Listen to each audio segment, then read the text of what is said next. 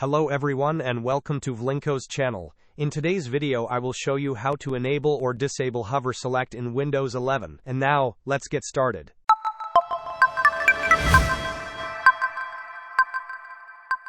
To manage the Hover Select feature in Windows 11, you will need to access the mouse settings. Begin by right-clicking on the Start button, located on your taskbar. From the menu that appears, choose Settings.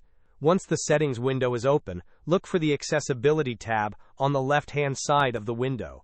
Click on Accessibility, and then in the right pane, find and select the Mouse option. Within the mouse settings you will see an option labeled Activate on Hover. If this toggle switch is turned on, Hover Select is currently enabled on your system. If you wish to disable it, simply turn this toggle switch off. Hope this was helpful. Don't forget to like and subscribe if you enjoyed. As always, thanks for watching, and I will see you in the next video.